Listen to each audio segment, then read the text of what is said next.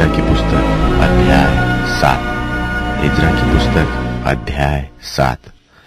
इन बातों के बाद अर्थात फारस के राजा अरतक्षत के दिनों में एज्रा बाबेल से यरूशलेम को गया।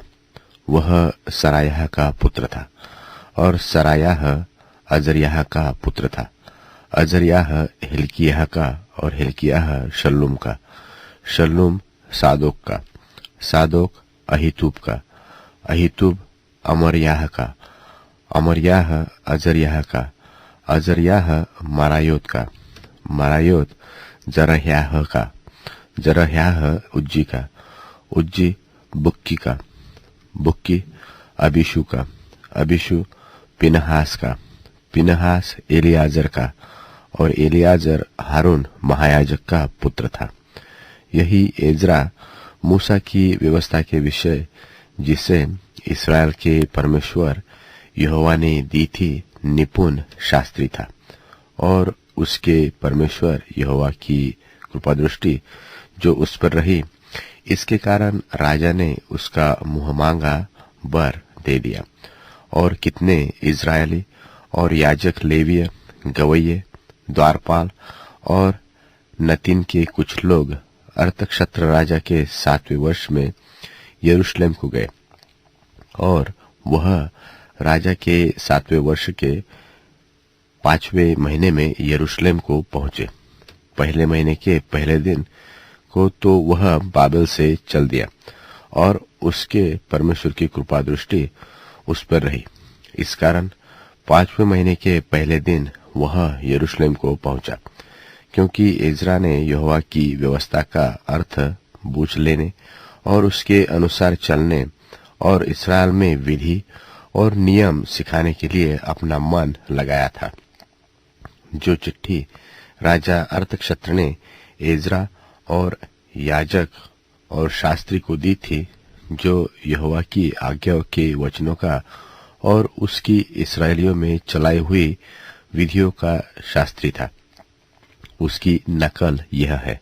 अर्थात एज्रा याजक जो स्वर्ग के परमेश्वर की व्यवस्था का पूर्ण शास्त्री है, उसको अरतक्षत्र महाराजा धीराज की ओर से इत्यादि मैं यह आज्ञा देता हूं कि मेरे राज्य में जितने इस्राएली और उनके याजक और लेवीय अपनी इच्छा से यरूशलेम जाना चाहे, वे तेरे संग जाने पाए। तू तो राजा और उनके 7 मंत्रियों की ओर से इसलिए भेजा जाता है कि अपने परमेश्वर की व्यवस्था के विषय जो तेरे पास है, यहूदा और यरूशलेम की दशा बूझ ले, और जो चांदी सोना राजा और उसके मंत्रियों ने इस्राएल के परमेश्वर को, जिसका निवास यरूशलेम में है, अपनी इच्छा से दे दिया है, और जितना चांदी सोना कुल बाबेल प्रांत में तुझे मिलेगा, और जो कुछ लोग और याजक अपनी इच्छा से अपने परमेश्वर के भवन के लिए जो यरूशलेम में है देंगे, उसको ले जाए। इस कारण तू उस रुपये से फुर्ती के साथ बैल, मेंढे और मेमने, उनके योग्य बलि, अन्य बलि और अर्घ की वस्तु समेत मोल लेना, और उस वेदी पर चढ़ाना जो तुम्हारे परमेश्वर के यरूशलेम वाले भवन में है। और जो चांदी सोना बचा रहे, उससे जो तुझे और तेरे भाइयों को उचित जान पड़े, वही अपने परमेश्वर की इच्छा के अनुसार करना। और तेरे परमेश्वर के भवन की उपासना के लिए जो पात्र तुझे सौंपे जाते हैं, उन्हें यरूशलेम के परमेश्वर के सामने दे देना।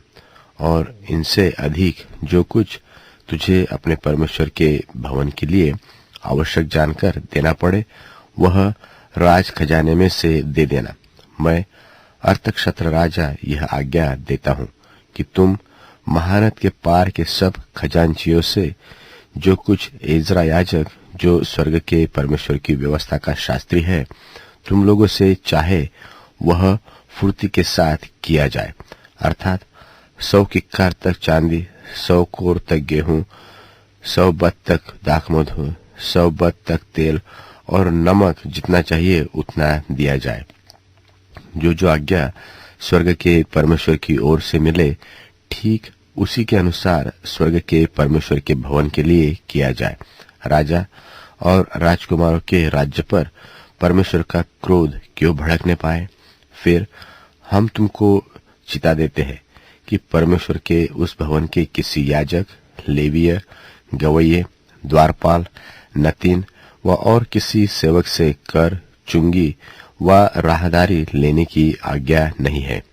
फिर हे इज़रा, तेरे परमेश्वर से मिली हुई बुद्धि के अनुसार जो तुझ में है, न्यायियों और विचार करने वालों को नियुक्त कर, जो महानद के पार रहने वाले उन सब लोगों में जो तेरे परमेश्वर की व्यवस्था जानते हो न्याय किया करे, और जो उन्हें न जानते हो उनको तुम सिखाया करो।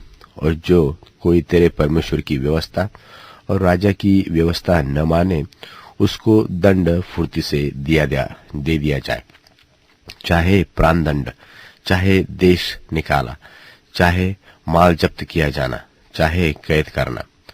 धन्य है हमारे पितरों का परमेश्वर यहोवा, जिसने ऐसी मनसा राजा के मन में उत्पन्न की है कि यहोवा के यरूशलेम के भवन को सवारे, और मुझ पर राजा और उसके मंत्रियों और राजा के सबसे बड़े बड़े हकीमों को दयालु किया। मेरे परमेश्वर यहोवा की कृपा दृष्टि जो मुझ पर हुई, इसके अनुसार मैंने हियाव बांधा और इस्राएल में से मुख्य पुरुषों को इकट्ठे किया कि वे मेरे संग चले।